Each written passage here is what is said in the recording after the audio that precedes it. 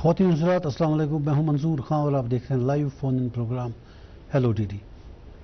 नाज़रीन, जैसे कि आप जानते हैं ये प्रोग्राम एक live phone in interactive show है जिसमें आप हमेशा अपनी फ़ोन लाइन के ज़रिए हमारे प्रोग्राम में शामिल मेहमान के साथ बराह रास्त बातचीत करते हैं और उसी सिलसिले को जारी रखते हुए आज के हमारे प्रोग्राम के मेहमान हैं जनाब मोहम्मद अफजल ज़रगर साहब, registrar central university of Kashmir. नाज़रीन, अगर आप कोई सवाल पूछना चाहते हो इस प्रोग्राम में ज़रगर साहब से रिगार्डिंग यूनिवर्सिटी, सेंट्रल यूनिवर्सिटी, तो आपके लिए हमारी 2 फ़ोन लाइन्स अवेलेबल हैं जिनके नंबर्स आपकी टीवी स्क्रीन के बॉटम पर आपको कॉल करते हुए मिलेंगे। और हम आपको ये भी बता दें कि ये प्रोग्राम जो पिछले कुछ महीनों से आप थर्सडे को देखते थे, अब ये हमेशा के लिए मंडे को टेलीकास्ट होगा, यानी कि आज भी मंडे है। आज से हमने दोबारा से मंडे को ही ये टेलीकास्ट किया है। इससे पहले भी आप 5-6 महीने पहले की अगर बात करें, ये काफ़ी सालों से मंडे को ही टेलीकास्ट हुआ करता था। ज़रगर साहब, खुशामदीद है आपका प्रोग्राम में। शुक्रिया मंजूर साहब, आपका बहुत बहुत शुक्रिया कि आपने मुझे यहाँ बुलाया। सर, ये जो सेंट्रल यूनिवर्सिटी के एडमिशन प्रोसेस है, इस साल के लिए मुकम्मल हुआ या अभी चल रहा है? मैं मंजूर साहब आपको ये बता दूं कि इस साल जो है सेंट्रल यूनिवर्सिटी ने पिछले सालों की तरह ही एक कॉमन यूनिवर्सिटी एंट्रेंस टेस्ट के थ्रू जो है एडमिशन कर रहे हैं। लेकिन इस साल थोड़ी सी डिफरेंस ये है कि इस साल ये नेशनल टेस्टिंग एजेंसी जो हमारी जो है पूरे मुल्क में जो है एक कॉमन एक एजेंसी है, तो वो इसको जो है मुनक़्क़िद करा रहे हैं, एडमिशन्स करा रहे हैं। इसमें हमारे चूँकि यूनिवर्सिटी में जो है अंडरग्रेड प्रोग्राम्स है, पोस्ट ग्रेजुएट प्रोग्राम्स है, डिप्लोमा प्रोग्राम्स है, तो सबके लिए जो है एडमिशन्स चल रहे हैं। इनफैक्ट अगर पोस्ट ग्रेजुएट प्रोग्राम्स की बात करें तो जो है उसमें ऑलरेडी एग्जामिनेशंस भी हो गए हैं, रिजल्ट भी डिक्लेयर हो गया है और एडमिशन प्रोसेस इस वक्त लाइव है। तो हमारे जो है बच्चे इस वक्त एडमिशन कर रहे हैं। As far as undergraduate programs concerned, उसमें जो है बच्चों ने जो है ऑलरेडी टेस्ट दे दिए हुए हैं और अभी रिजल्ट उनका नहीं आया है। By the end of this month मुझे लग रहा है कि जो है कि एडमिशन प्रोसेस उसका भी जो है जो actual admission at our university है वो जो है स्टार्ट हो जाएगा और आई थिंक बाय जुलाई के एंड तक जो है we will be in a position to complete the admissions और उसके बाद जो है अगस्त से हमारे क्लासेस वगैरह स्टार्ट हो जाएंगे। सर, पिछले साल आपने कुछ एडमिशन डायरेक्टली भी किए थे, इस साल का कुछ इस तरह का प्रोग्राम है? हाँ, पिछले साल का ये इशू हो गया था क्योंकि जो है सो नेशनल लेवल पे ही थोड़ा डिले हो गया था एडमिशन प्रोसेस, तो उसकी वजह से जो है काफ़ी हौच-पौचनेस रही थी पिछले साल। जो स्टूडेंट्स जो है कंफ्यूजन में भी काफ़ी थे। लेकिन इस साल मुझे लग रहा है कि जो है ठीक तरह से चल रहा है अभी तक और सारी जो है जो टेस्ट वगैरह जो है कंडक्ट अच्छी तरह से हो गए हैं और आगे हम देखें कि जो है कि कैसा हमारा जो है रिस्पांस कैसा रहेगा। तो अगर रिस्पांस ठीक रहा तो जो है तो फिर सिर्फ CUET के थ्रू ही हम जो है पूरा एडमिशन अपना कंप्लीट कर देंगे। देखिए, यहाँ पर बड़ा इम्पोर्टेंट चीज़ मैं जो आपसे शेयर करना चाहता हूँ वो ये है कि through national testing agency, through this single testing agency के मानद हम लोग जो है हमारे यहाँ के जो बच्चे हैं उनको काफ़ी अपॉर्चुनिटीज़ मिल रही है। मतलब एक ही फॉर्म के अंडर में जो है वो कई यूनिवर्सिटीज़ में एडमिशन के लिए जो है अप्लाई कर सकते हैं और एक ही टेस्ट में जो है वो कंसिडर हो सकते हैं कई यूनिवर्सिटीज़ के लिए। ये अच्छा है प्रोग्राम, ये जो तरीका है, इस तरीके से जो है बच्चों के लिए आसानी हो गई है।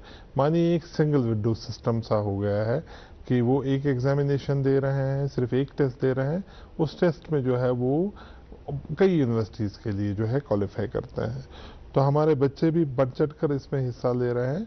कुछ टीचिंग प्रॉब्लम्स इश्यूज हैं बीच बीच में कभी कभी हो जाते हैं और चूंकि हम ट्रांजिट कर रहे हैं to such a kind of thing after new education policy के बाद, तो कुछ टीचिंग प्रॉब्लम्स है लेकिन उतनी ज़्यादा नहीं है। नहीं, NTA से क्या इफेक्ट हुआ है आपके CUET के?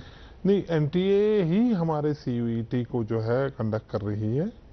हमारा जो central common university entrance test जो है वो जो है वो NTA ही करता है, नेशनल टेस्टिंग एजेंसी।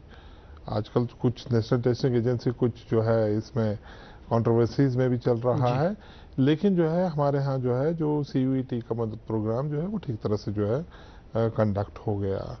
और जहाँ तक जो है अपरेंटली जो है जो सारी चीज़ें जो है ठीक तरह से हो गई, तो वो हमारे इसमें प्रोग्राम्स पे जो है फ़र्क नहीं पड़ा। एडमिशन्स पे जो है कोई अभी तक जो है उसका इशू कोई हमने एक्सपीरियंस नहीं किया है।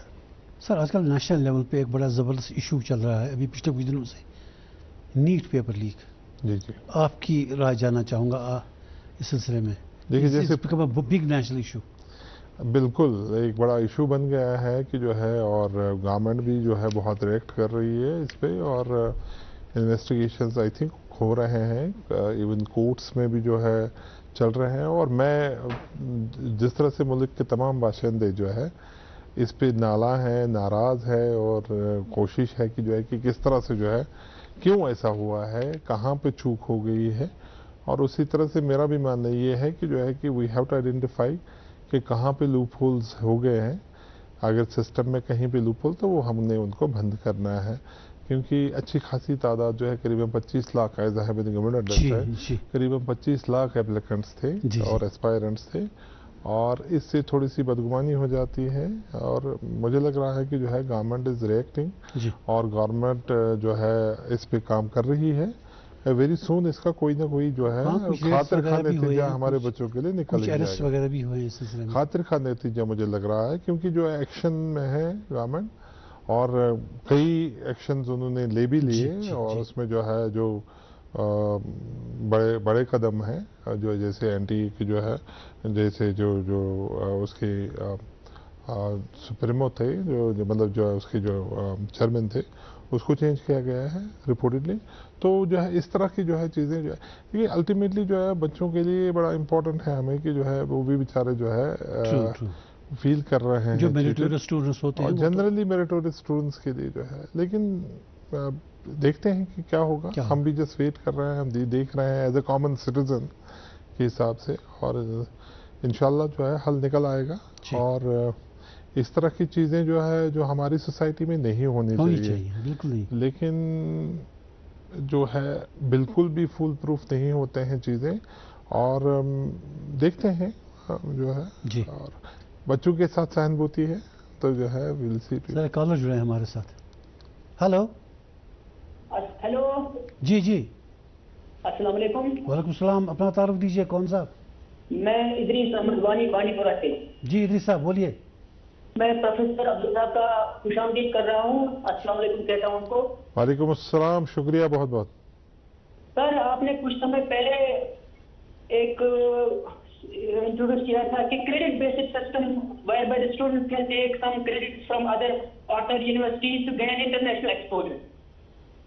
एक ये, और एक सवाल मुझे एक और पूछना है सर कि आपने किया था we will be providing 100% tuition fee waiver for 10% of student based on merit and financial need of the student for postgraduate course. इनके बारे में आप बताइए। जी बिल्कुल बिल्कुल, आपने बहुत बढ़िया क्वेश्चन किया कि जो है कि देखिए हमारी यूनिवर्सिटी पहली ऐसी यूनिवर्सिटी हो गई है यहाँ जो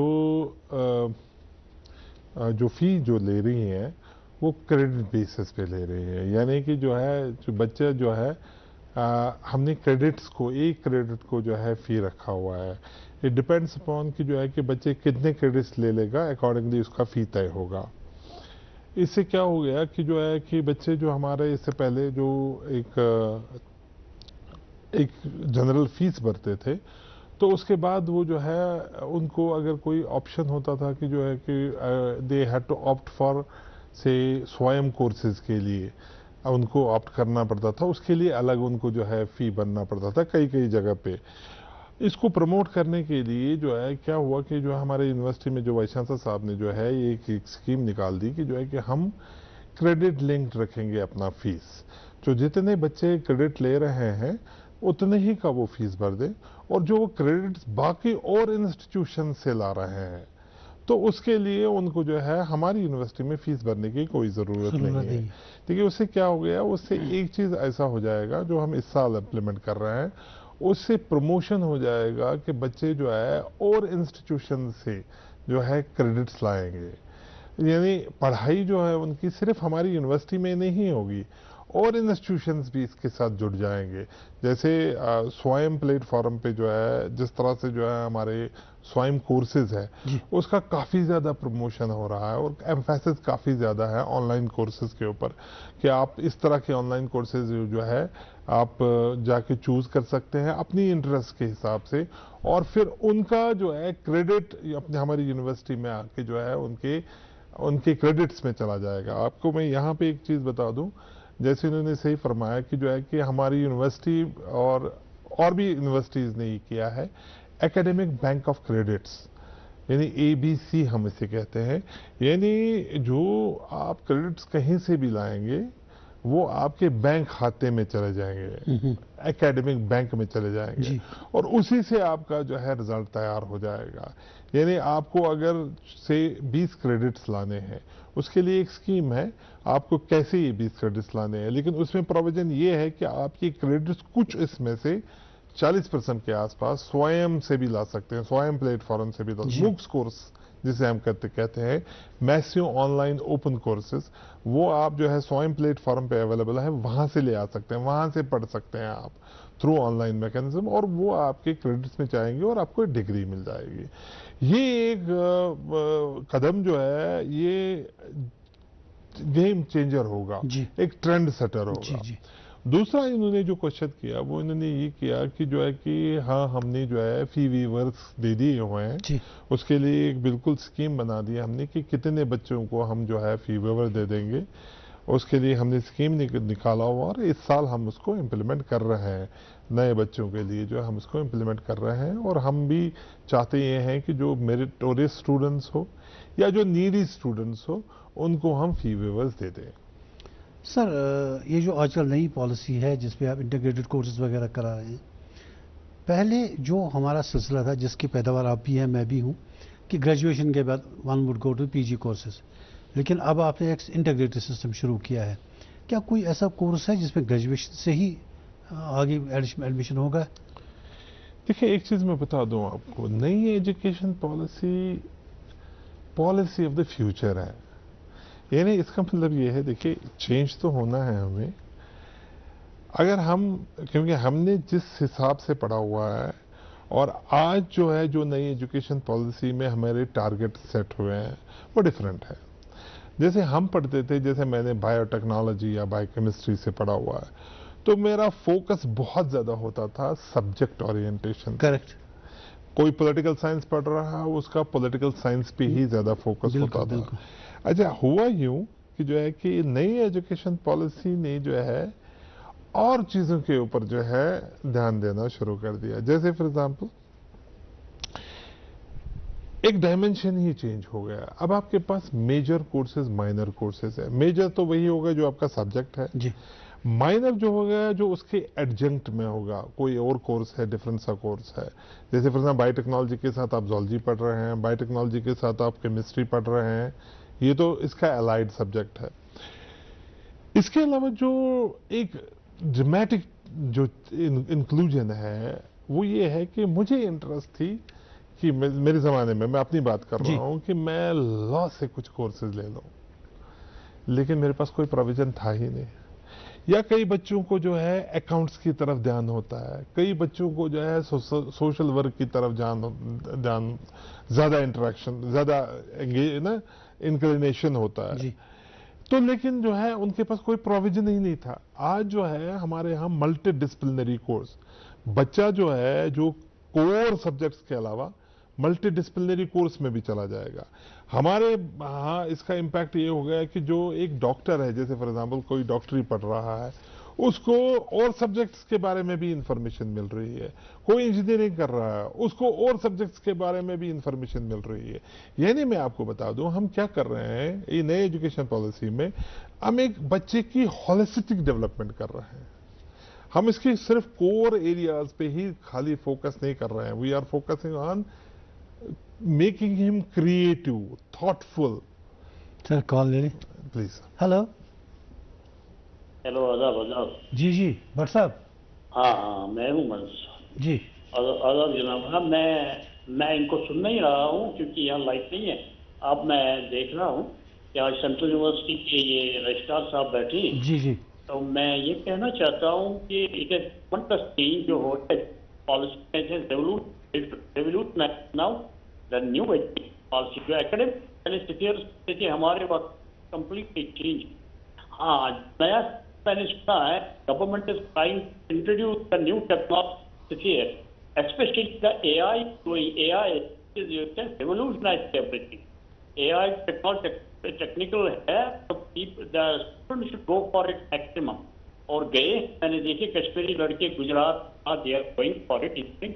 And what the revolution policy of the university, new revolutionary policy, we should be set student so that अब मैंने सुना है जो हमारी लिंग्विस्टिक्स है अपने हैं जो लैंग्वेज है जो इंडिया के लैंग्वेज है कश्मीरी भी है now this English is in lacking for the UGC and the government is trying to introduce this those facilities will come with students of their own language अपने लैंग्वेज में understand करें अपनी language में कोई भी टेक्नोलॉजी हो that will be changing computerized way because I have seen it general knowledge that revolutionized and India is coming very fast in this trend.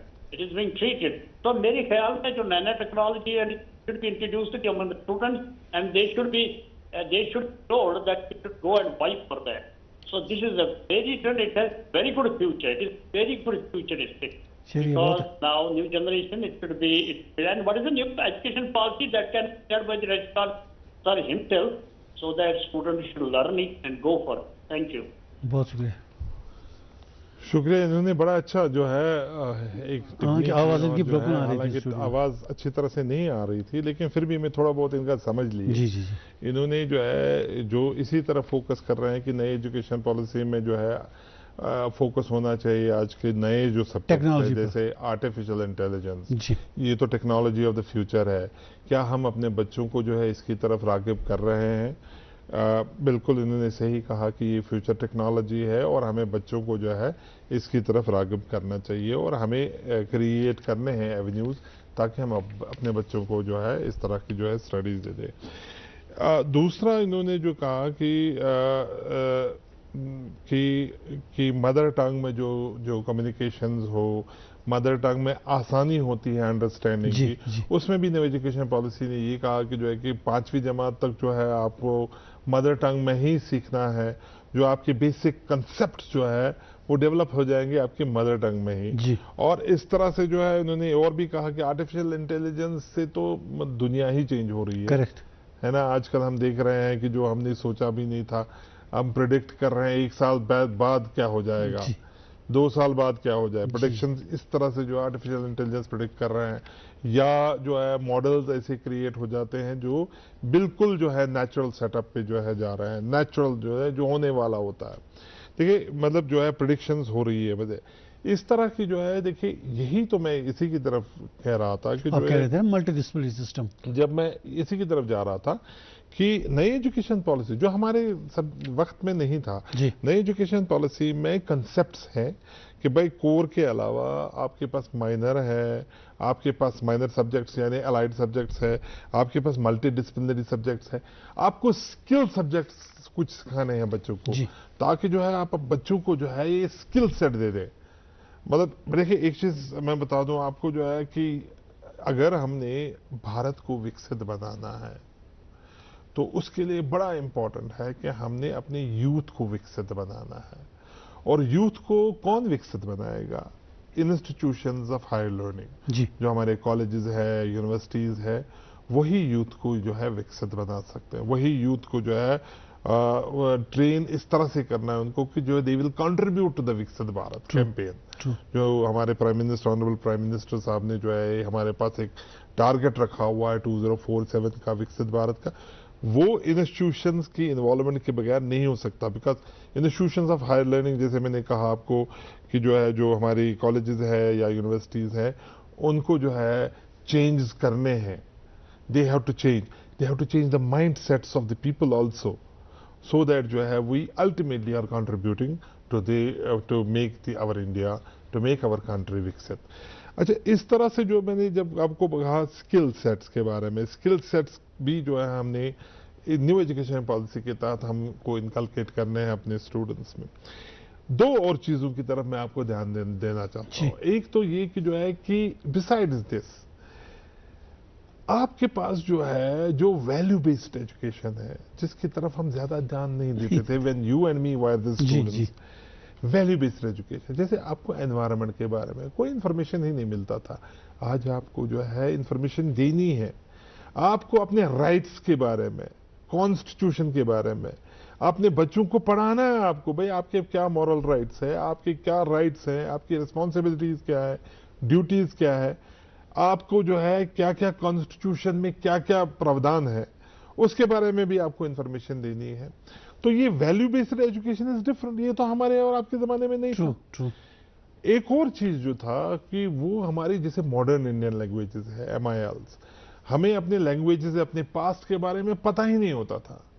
जैसे हमारे जो है आयुर्वेदा, जो है सिद्धा, यूनानी, इसके बारे में तो कोई इंफॉर्मेशन आपके पास थी ही नहीं। जो मेडिकल साइंसेज जो है एज ओल्ड हमारी जो हिस्टोरिकल पर्सपेक्टिव्स में आ रहे हैं, उसके बारे में ना आपको पता था, ना हमें पता था, ना ये सिस्टम में था, ना ये करिकुलम में था। आज हमने प्रॉपरली इसको करिकुलम में डालना है। तो नेट रिजल्ट क्या हो गया? नेट ये है कि हम अपने बच्चों का जो है सिर्फ करिकुलर डेवलपमेंट, जो उनके कोर सब्जेक्ट्स है, उसको डेवलप नहीं कर रहे हैं, हम इसकी हॉलिस्टिक डेवलपमेंट कर रहे हैं, ताकि बच्चे के अंदर की जो क्रिएटिविटी है वो बाहर निकल जाए। कैसे? हमने जो है अब बच्चों को जो है सिर्फ पढ़ाई पे ज्यादा ध्यान नहीं देना है, सिर्फ खाली पढ़ाई। उसके अंदर जो अंदर का, उसके अंदर जो उसके अंदर जो स्किल सेट्स है उसको बाहर निकालना है, उसके अंदर जो खसूसियात है उसको बाहर निकालना है। तो ये सारी चीजें एम्बेडेड है नई एजुकेशन पॉलिसी में, और अगर हम प्रॉपरली इसको इम्प्लीमेंट करें, कुछ टीचिंग प्रॉब्लम्स जब से ये नई पॉलिसी आई है, कुछ टीचिंग प्रॉब्लम्स आ गई है, लेकिन हर साल के बाद मैं जो देख रहा हूं, जो इश्यूज जो है, प्रॉब्लम जो है, वो रिजॉल्व होती जा रही है। और हम लोग आज इस वक्त पर हैं कि जो है कि आज हम उस लेवल पे हैं या उस स्टेज पे हम कह सकते हैं कि अगर हम इसी तेज रफ्तारी से चले तो जो हमारा टारगेट है, लक्ष्य है, वो हम जरूर जो है पूरा कर देंगे। अगले पहला लक्ष्य ये है हमारा कि जो है कि 2035 तक हमारा जो है ग्रॉस एनरोलमेंट रेशो करीबन 50 होना चाहिए। जो अभी हमारा जो है 28 के आसपास जो है, 27-28 के पास है, वो हमारा ग्रॉस एनरोलमेंट रेशो ये है कि हमने अपने जो यूथ है, हमारा जो यूथ है बिटवीन 18 to 23, उसमें से कम 50% लोग हमारे जो है हायर एजुकेशन में आने चाहिए, ताकि जो है कि उनको हम टीच करें, उनको हम जो है पढ़ाएं, उनको हम आगे अपने कंट्री के लिए जो है उस लेवल तक पहुंचा दे कि they will be able to contribute to the development of the nation. ये जो टेक्नोलॉजी की आप बात कर रहे थे, भट्ट साहब ने भी बात की, आपने भी उस पर थोड़ा एक्सप्लेन किया हमें, इसका इम्पैक्ट क्या होगा हायर लर्निंग पे? आज जो है टेक्नोलॉजी इतनी ग्रो हो गई है कि आज आप देख लीजिए, आपके हाथ में वर्ल्ड है, जो आपके पास मोबाइल है। अगर इसका हम पॉजिटिव साइड ले लें, जी, ठीक है, इसके नेगेटिव कंटूर्स भी हैं, जी जी जी, लेकिन हम सिर्फ पॉजिटिव कंटूर्स ही देखें तो आज आपकी दुनिया आपके हाथ में है। तो इंफॉर्मेशन जो है, इंफॉर्मेशन बर्स्ट इज देयर। देखिए, सारी इंफॉर्मेशन आज आपके मोबाइल सेट्स पे है, आज आपके जो है इंटरनेट पर है।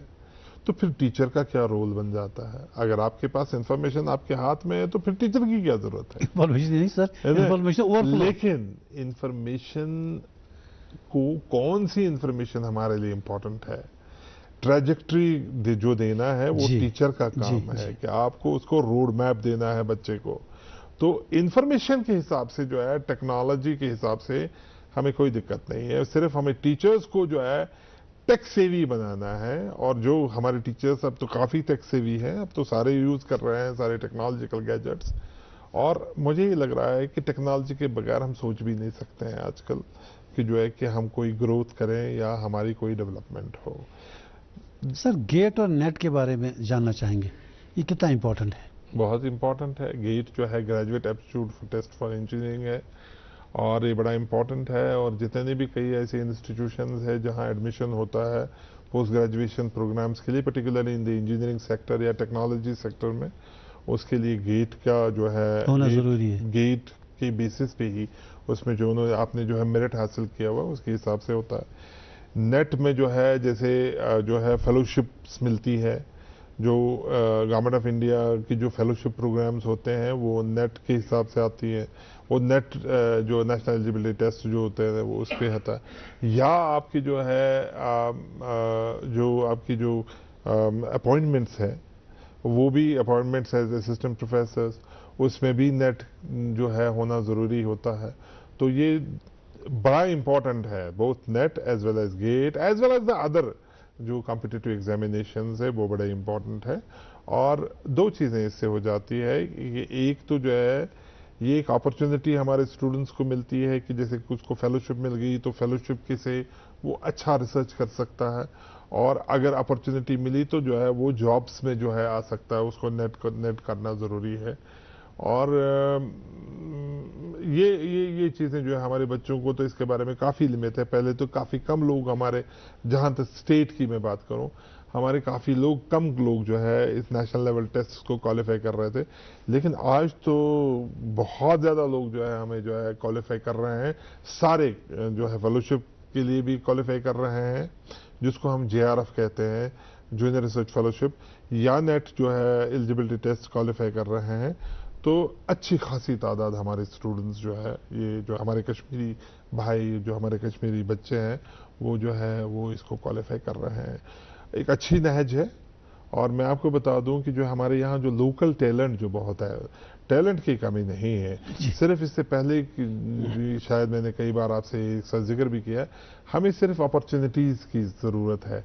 We have to give and provide opportunities to our youngsters to excel and to open their जो उनका जो उनके पास पोटेंशियल है उसको सिर्फ अनर्थ करना है। और उस पोटेंशियल को अनर्थ करने के लिए मेरे जैसे एडमिनिस्ट्रेटर्स, मेरे जैसे टीचर्स, या जो मेरे भाई दोस्त लोग हैं टीचर्स जो है, उनको उनके ऊपर काफ़ी ज़्यादा जिम्मेदारी आयद होती है कि वो कैसे जो टैलेंट को जो है पहले आइडेंटिफाई कर ले, और उस टैलेंट को आइडेंटिफाई करने के बाद कैसे उसको जो है यूटिलाइज कर ले। सर, अभी तक जो आपने फरमाया NET के बारे में, या ये जो नेशनल एजुकेशन पॉलिसी है, या बाकी जो आप चाहते हैं कि स्टूडेंट्स को कैसे आजकल प्रिपेयर किया जाता है इन द हायर लर्निंग, तो इस सिलसिले को इम्प्लीमेंट करने के लिए, इसको इनकलकेट करने के लिए यूनिवर्सिटीज़ और कॉलेजेस का रोल है।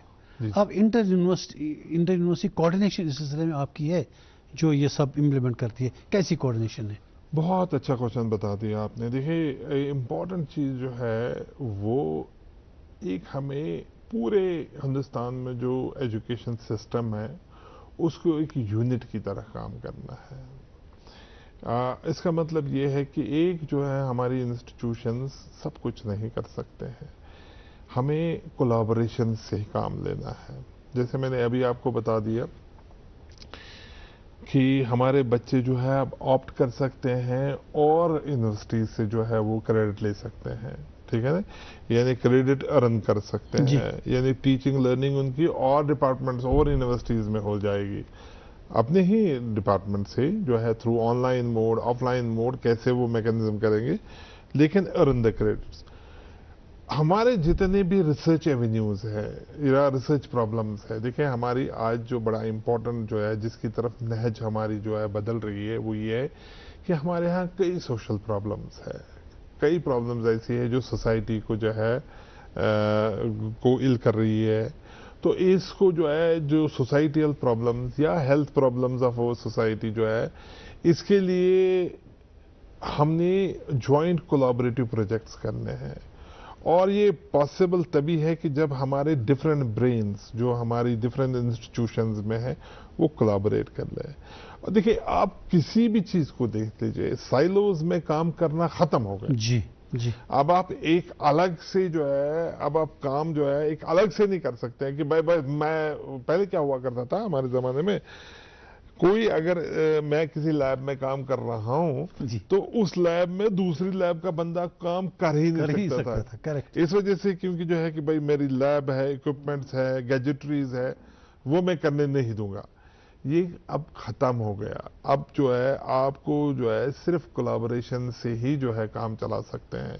और दूसरी ये चीज है कि एक इंसान जब कोलैबोरेशन में काम करता है तो उससे ये होता है कि जो पॉजिटिव्स जो है दूसरे लोगों के अंदर है वो सारे जो है वो सिंक्रोनाइज कर पा रहे हैं और उसकी वजह से जो आउटपुट है वो बेहतर होने की जो है ज्यादा चांसेस है। सर, नेशनल एजुकेशन पॉलिसी की ये जो जितने भी कंट्रोल इसके हैं, इसका प्रेजेंट स्टेटस क्या है?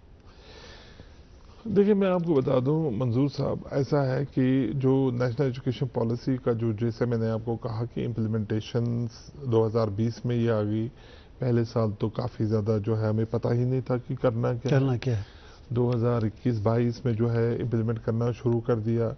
इसके बाद कुछ इश्यूज आ गए कि भाई जो है अगर इसे क्रेडिट फ्रेमवर्क जो है बनाना कैसे है, कैसे आपको जो है स्किल में क्या रखना है, आपको जो है क्रेडिट कोर में क्या रखना है। चलिए, कोर स्टूडेंट्स को भी पता नहीं होता पूरी तरह से क्या चीज। मैं कह रहा हूँ टीचर्स को भी नहीं पता था। तीसरी चीज जो हमारी ये थी कि जो है कि इसके बाद जो है हमें क्रेडिट देने हैं, तो क्रेडिट फ्रेमवर्क यूजीसी ने निकाला, course and credit framework for programmes, UG PG programmes. तो उससे काफी ज्यादा फर्क हो गया। हम लोगों को समझने लगे कि भाई जो है ये एक्चुअली क्या चीज क्या है। जब हमने समझा तो हमने इसको इम्प्लीमेंट करना शुरू कर दिया और अपने यूनिवर्सिटी के अंदर जो है बच्चों को जो है समझाने लगे। अच्छा, मैं आपको एक चीज बता दूं यहाँ जो है कि जैसे मैंने कहा कि कई टीचिंग प्रॉब्लम्स पहले हुआ करती थी, लेकिन अब जाके जो है काफी हद तक जो है we have been able to implement it on the ground. अच्छा, नेशनल एजुकेशन पॉलिसीज की जितने भी कंटूर्स है अभी काफी ज्यादा इससे रियलाइज करना बाकी है। कंटूर्स क्या है? काफी ज्यादा रियलाइज करना इससे बाकी है, क्योंकि अल्टीमेटली जो है we will be able to make it say that it is the high is successful. ये जो है we have been able to successfully implemented. जब हमारे बच्चे निकलना शुरू हो जाएंगे और they will be able to just get the best, तो हमारे बच्चे ये कहने चाहिए कि नहीं, जो हमारी एजुकेशन जो है वो रियल सेंसेस में हमारी होलिस्टिक डेवलपमेंट हो गई है, हमारा जो है चौतरफा जो है हमारी डेवलपमेंट हो गई है, हमारी इंटेलेक्चुअल डेवलपमेंट हो गया, हमारा एकेडमिक डेवलपमेंट हो गया, जो हमारी सोसाइटियल कंट्रीब्यूशंस के बारे में जो है हमने जो सिखाया गया है उसके बारे में भी जो है हमें इंफॉर्मेशन मिली, so that we will be able to just target ourselves to the society. देखिए, ये बड़े इंपॉर्टेंट कंट्रीज है। देखिए, दो चीजें हैं जो न्यू एजुकेशन पॉलिसी में, या फॉर दैट मैटर जो इसके ब्रॉडर कंटूर्स है, वो ये है कि एक तो जो है आप जो है एकेडमिक्स के लिए क्या कर रहे हो, बच्चों के एकेडमिक्स के लिए क्या कर रहे हो, कैसे आप इनको जो है इनका जो सब्जेक्ट है या इनकी जो स्टडीज है, कैसे आप you are making it more meaningful for that बच्चा।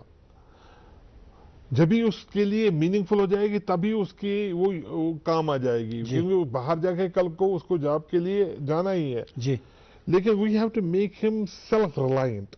क्या हम सेल्फ रिलायंट बना रहे हैं उसको अगले जो है 2 साल के अंदर? एक तो ये बात है। दूसरा इनका इंपॉर्टेंट सोशल डायमेंशन है।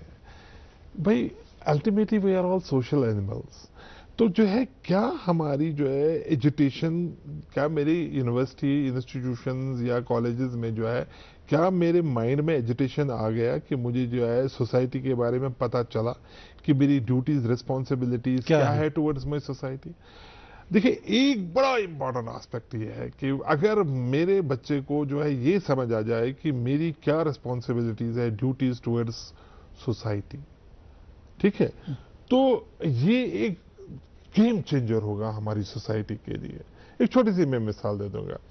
जैसे फॉर एग्जांपल हम लोग क्या करते हैं, घर का कूड़ा निकालते हैं, ये हम करते हैं, और दूसरा जो दूसरे के घर के सामने रख देते हैं, ठीक है। एक छोटी सी मिसाल जी बिल्कुल सही। अगर चेंज हो जाए तो जो है हमें ये पता होना है कि जो है कि नहीं, मुझे ये नहीं करना है, ये मुझे जो है अपना क्लाइमेट चेंज कर रहा है, एनवायरनमेंट चेंज कर रहा है, मुझे जाके इसको कूड़ेदान में डालना है। तो कितना चेंज अगले दिन होगा? अब आप देख लीजिए अगले दिन कितना चेंज हो जाएगा। जी। या मुझे रिस्पॉन्सिबिलिटीज पता होनी ये चाहिए कि मुझे सोसाइटी की मेरे जो नेबर है उसकी तरफ मेरा क्या रिस्पॉन्सिबिलिटी होना चाहिए। अगर मुझे एज अ कॉमन सिटीजन ये पता चले, जो आपको जो है through your teaching learnings and practices से पता चलेगा, तो आपको जो है एक चेंज नजर आ जाएगा हमारी सोसाइटी के अंदर। तीसरी इंपॉर्टेंट चीज मैं आपको बता दूं, ये जो फोकस न्यू एजुकेशन पॉलिसी में है वो रिसर्च और इनोवेशन पे भी काफी ज्यादा फोकस है। देखिए रिसर्च और इनोवेशन तो जो है हम लोग जो है ये कहते हैं कि भाई जो है अगर कोई प्रॉब्लम है, आजकल जो है ये ट्रेंड चला हुआ है हमारे यहाँ कि लोग जो है रिएक्ट कर रहे हैं कि भाई जो है, और they are trying to just find solutions to the problems. ये एक अच्छी ट्रेंड है कि भाई प्रॉब्लम्स को जो है हम लोग नजरअंदाज नहीं कर रहे हैं कि भाई हो रही है। अगर हमारे बच्चों के अंदर ये इनकलकेट हो जाए कि नहीं, अगर कोई प्रॉब्लम है तो अगर मैं इस चीज को जो है किसी तरह से हल कर सकता हूं, और उसके अंदर वो एजुटेशन आनी चाहिए अंदर माइंड में कि जो है कि आप इनोवेटिवली आप थॉट प्रोसेस कर सकते हो, नए तरीके से सोच, जैसे मैं कहता हूं। ऐसे में कुछ मसले तो अपने आप हल हो जाएंगे। मसले तो अपने आप हल हो जाएंगे कि आप जो है इनोवेटिव थॉट प्रोसेस रख लीजिए, कोई डिफरेंट तो कर लीजिए आप। हम लोग के वक्त में क्या होता कि ट्रेडिशनली हम जो है पढ़ते थे, ट्रेडिशनली हम करते थे, कोई इनोवेटिव थॉट प्रोसेस हमारे पास नहीं होता था। हालांकि मैं आपको बता दूं इंटेलेक्चुअल ब्रेन तो वही है जी। जो आपके पास इंटेलेक्चुअल मैट्रिक्स है वो तो वही है, मैटर जो है वो वही है, इंटेलेक्चुअल मैटर तो। लेकिन जो है, लेकिन सिर्फ यही है कि आप इसको कितना ज्यादा ट्रेन कर रहे हैं ताकि जो है आप मैक्सिमम अपने आप को जो है यूटिलाइज कर सकें। अल्लाह ने आपको जो है एक ऐसी शय बनाई हुई है कि you are having all the virtues with you. True. ठीक है, सिर्फ हमें जो है इसको जो है बाहर उभारने की देर है। और हमारे जो असातिज़ा हैं उनको, उनके ऊपर थोड़ी सी रिस्पॉन्सिबिलिटीज है क्योंकि उनको एक्सपीरियंस है, उनके अंदर ये रिस्पॉन्सिबिलिटीज है कि जो है वो कैसे इसको उभारें बच्चों के अंदर, कैसे उनके अंदर जो है ये फीलिंग्स दे दे, नएपन की फीलिंग्स दे दे, उनके अंदर ये फीलिंग्स दे दे कि सोसाइटी की तरफ उनकी क्या रिस्पॉन्सिबिलिटीज है, उनके अंदर ये फीलिंग्स दे दे कि सारी पोटेंशियल तो आपके अंदर है, इसको सिर्फ आपको अनर्थ करना है। और इस अनर्थिंग के लिए सिर्फ आपको उसको ट्रेजेक्ट्री दिखानी है बच्चे को कि आप किस तरह से इस ट्रेजेक्ट्री पे चढ़ जाए। अगर नेशनल एजुकेशन पॉलिसी में इतना सारा ध्यान दिया गया है इन सारी चीज़ों के लिए, ये तो बहुत ज़बरदस्त चीज़ है इस हिसाब से देखा जाए, लेकिन क्या हमारे स्टूडेंट्स को जो इसको अल्टीमेटली जिन पर ये इस्तेमाल होना है, जिनको इस पॉलिसी के तहत अपना एजुकेशन कंप्लीट करना है, क्या उनकी समझ में ये पूरी चीज़ें आई हैं या अभी भी कन्फ्यूजन है?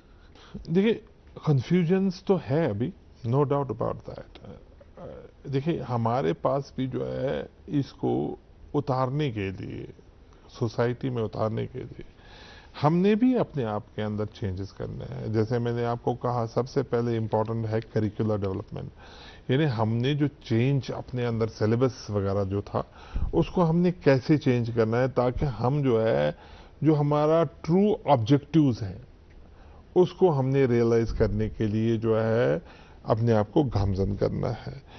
दूसरा जो है हमारे पास ऐसा इंफ्रास्ट्रक्चर है कि जो है क्या हमने उसकी तरफ ध्यान देना है, उसकी तरफ भी ध्यान देना काफ़ी ज़्यादा ज़रूरी है। इंफ्रास्ट्रक्चर डेवलपमेंट के उसमें गवर्नमेंट को भी जो है सपोर्ट करना है ऐसे एजुकेशनल इंस्टीट्यूशंस को, और इंस्टीट्यूशंस के लिए इनिशिएटिव और ड्राइव लेने की ज़रूरत है।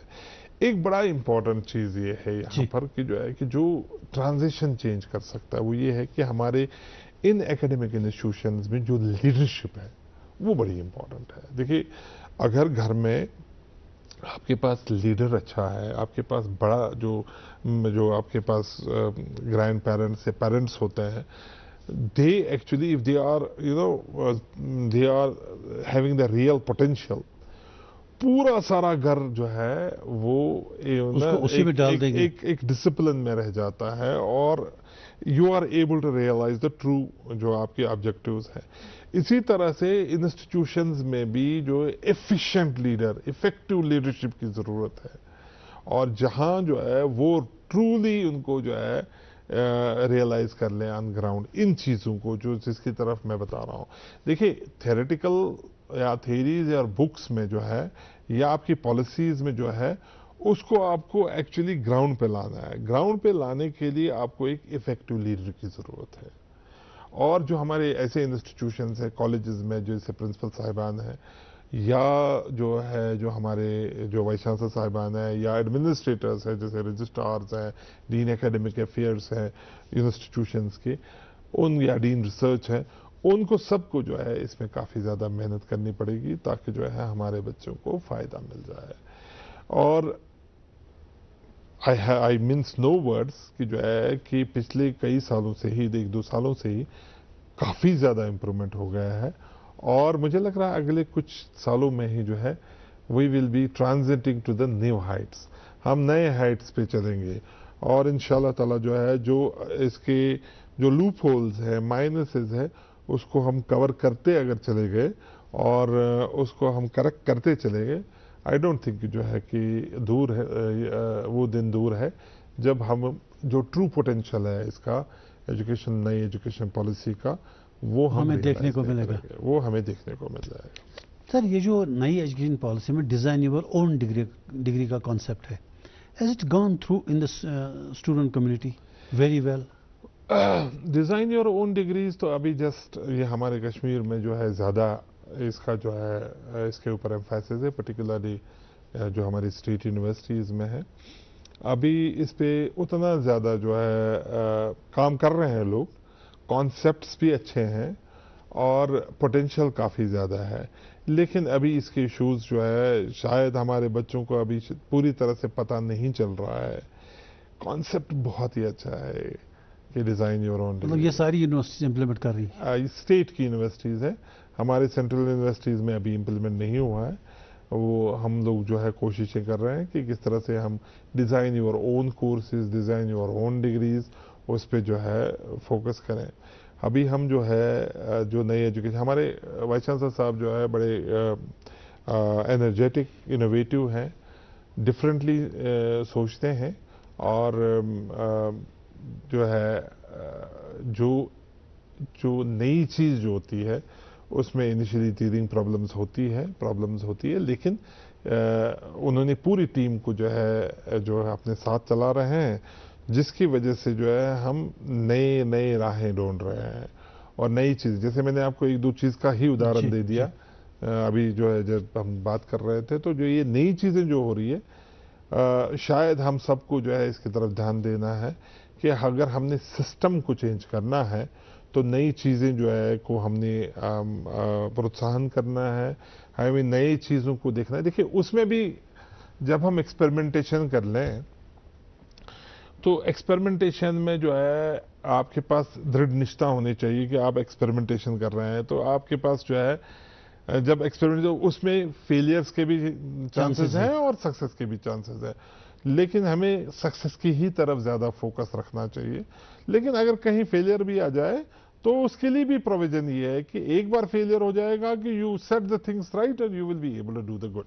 सर इन सारी चीज़ों को मद्देनजर रखते हुए आप एक बड़ी यूनिवर्सिटी के रजिस्ट्रार हैं, फ्यूचरिस्टिक प्लान्स क्या हैं in the area of higher learning?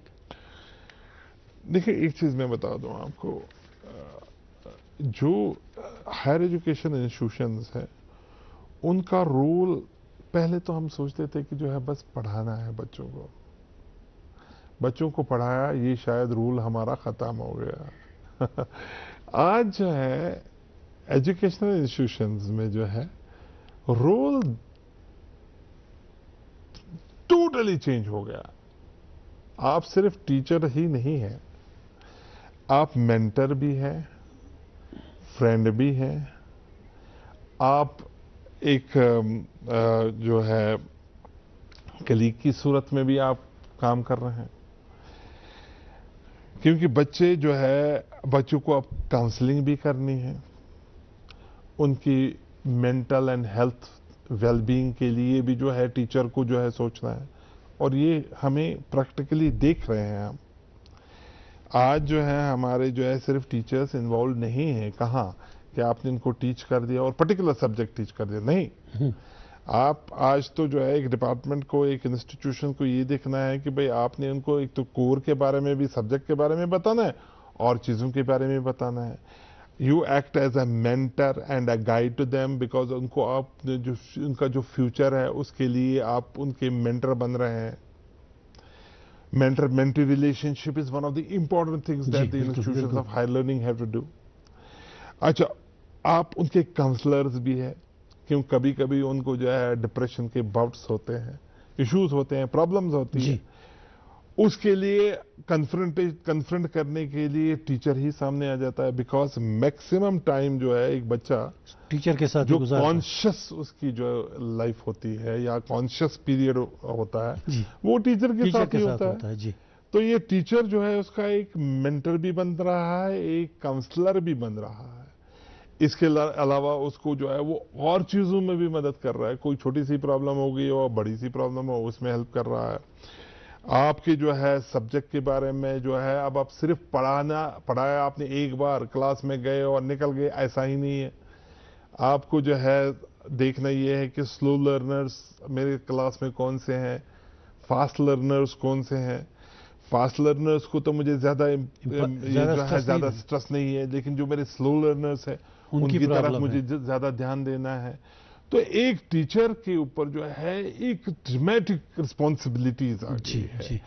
तो जब टीचर जो है इस तरह की चीजें जो है मैं इन्वॉल्व हो रहा है, तो उसके ऊपर ज्यादा रिस्पॉन्सिबिलिटीज है। और टीचर और स्टूडेंट दोनों एजुकेशन इंस्टीट्यूशंस के पार्ट हैं। तो एक इंस्टीट्यूशन को इसके बारे में प्लानिंग करनी है। तो इसके लिए बड़ा इंपॉर्टेंट है कि इंस्टीट्यूशंस के लिए एक डेवलपमेंटल प्लान होना चाहिए। हम इसको कहते हैं इंस्टीट्यूशनल डेवलपमेंट प्लान। इसमें जो है हर एक यूनिवर्सिटी को बताया गया है कि भाई अगले 15 साल या 20 साल के लिए आप अपना टारगेट सेट कर लीजिए, प्रोग्राम बना दीजिए। इसमें जो है कुछ शॉर्ट टर्म प्रोग्राम्स होते हैं, शॉर्ट टर्म टारगेट्स हैं, मिड टर्म टारगेट्स हैं और लॉन्ग टर्म टारगेट्स हैं। जैसे मैंने आपको बता दिया कि जो है कि अब इमीडिएटली मुझे किस चीज की रिक्वायरमेंट है, वो शॉर्ट टर्म टारगेट्स में आ जाएंगे, और लॉन्ग टर्म टारगेट्स में जो मुझे अगले 15 साल में जो है कंप्लीट करने हैं। तो अगर हमारे इंस्टीट्यूशंस में जो है we are able to make our vision and mission for our university कि मुझे अगले 15 साल में अपनी यूनिवर्सिटी को कहां लेना है, गिवन जो नेशनल मेरे टारगेट्स जो हैं उसको फुल करने के लिए, जो नेशनल लेवल पे मेरे टारगेट्स हैं, जो मुझे सोसाइटियल लेवल पे टारगेट्स है, उसको फुलफिल करने के लिए मुझे एक विजन और मिशन अपनी यूनिवर्सिटी के लिए बनाना है, जो शॉर्ट टर्म, मिड टर्म और लॉन्ग टर्म मिशन होना चाहिए।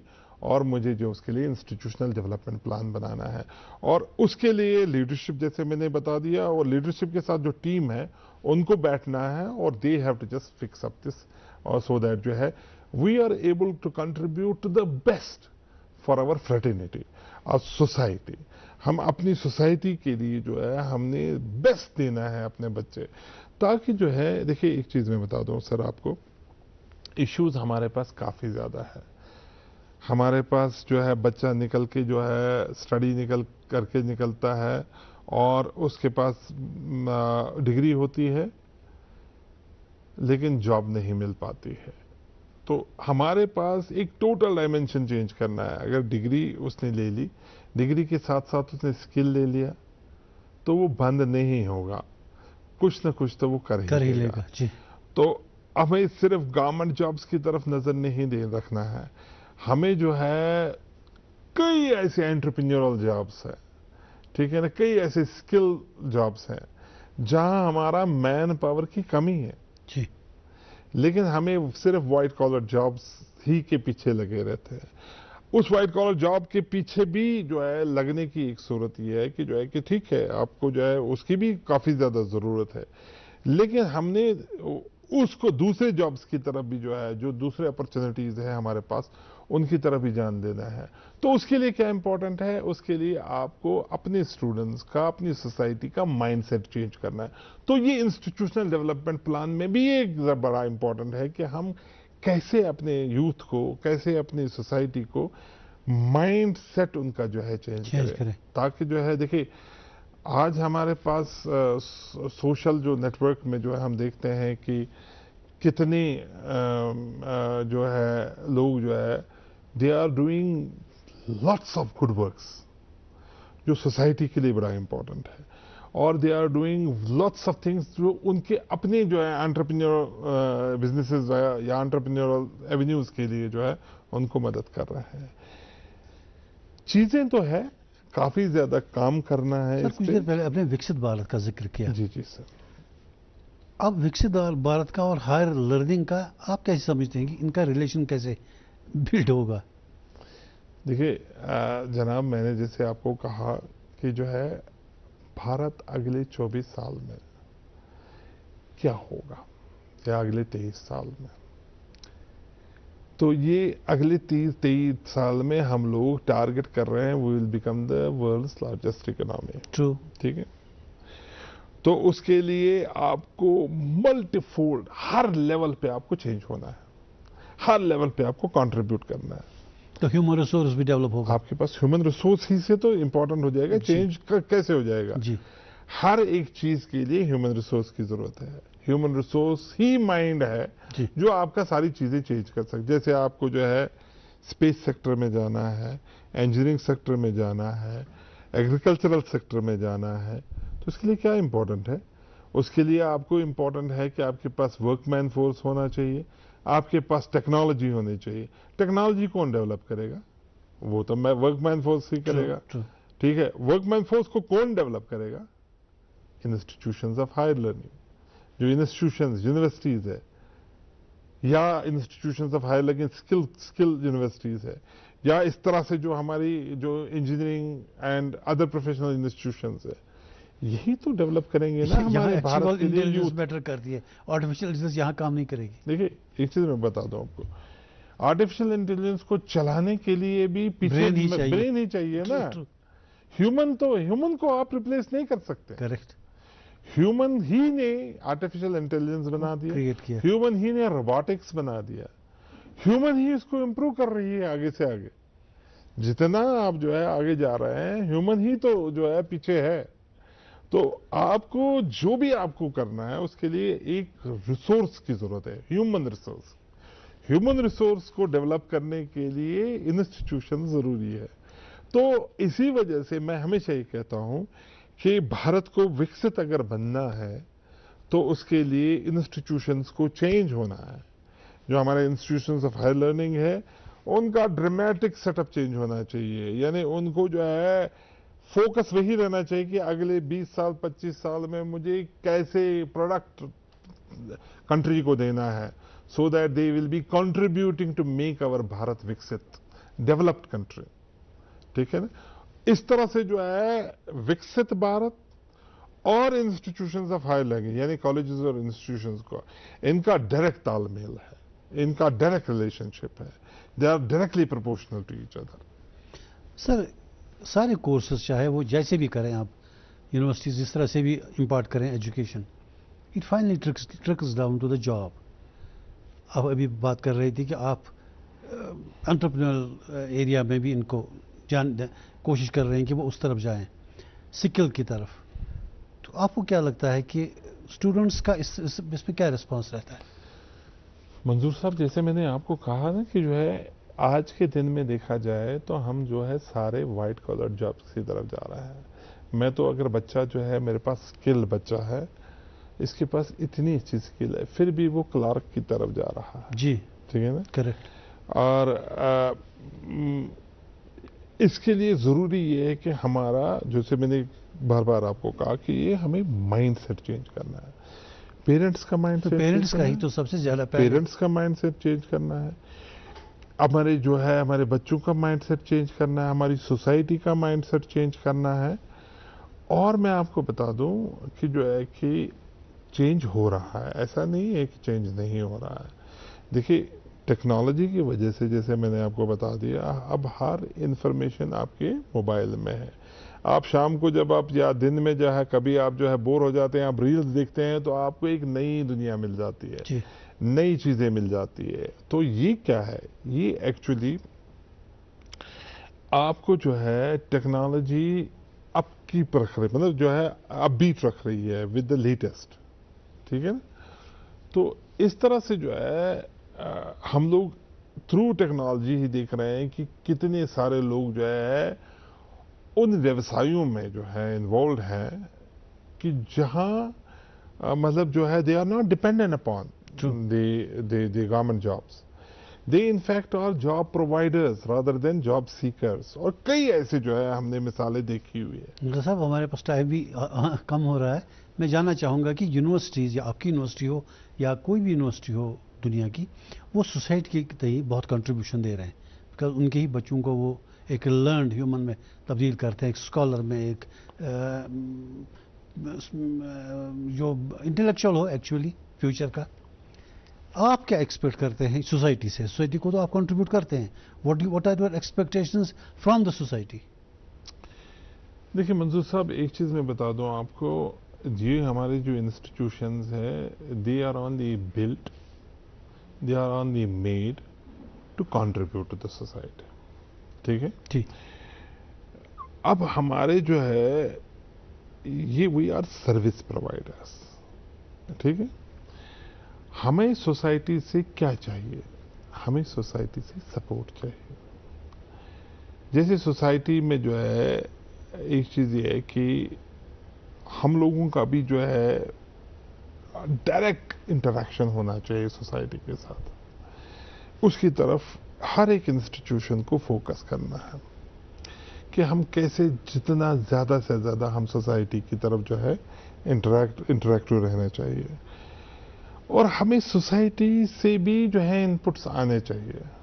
भाई आप जो है इस तरह के प्रोग्राम्स चला रहे हैं, जैसे फॉर एग्जाम्पल एक छोटी सी एग्जांपल देता हूं, आप इस तरह के प्रोग्राम चला रहे हैं, इससे शायद फायदा नहीं हो रहा है, आप इस तरह के प्रोग्राम्स एक्सप्लोर कर सकते हैं, नंबर 1। नंबर 2, कई ऐसे प्रोग्राम्स जो है हमारे वो सोसाइटी से डायरेक्ट रिलेटेड हैं। ठीक है ना, हेल्थ प्रोग्राम्स कई ऐसे हेल्थ सब्जेक्ट्स है जो डायरेक्टली सोसाइटी से रिलेटेड है। जैसे आपने टूरिज्म के लिए किया लॉ है हमारे, जो है लॉ में हम जो है लीगल काउंसिल सेल जो है जो गवर्नमेंट ऑफ इंडिया की वजह से जो है हमने बनाने पड़ते हैं ताकि जो हम कॉमन मैन को जो है सर्विस दे दें।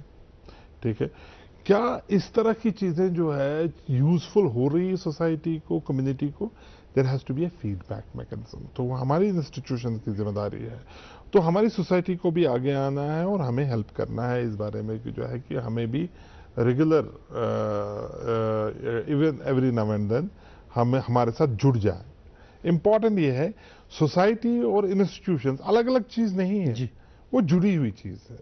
यानी इंस्टीट्यूशंस को सोसाइटी के बारे में सोचना है, सोसाइटी को इंस्टीट्यूशंस के बारे में सोचना है। जब हम लोग जो है एक दूसरे के साथ जुड़ के काम करेंगे तो रिजल्ट्स जो है बेहतर निकलेंगे।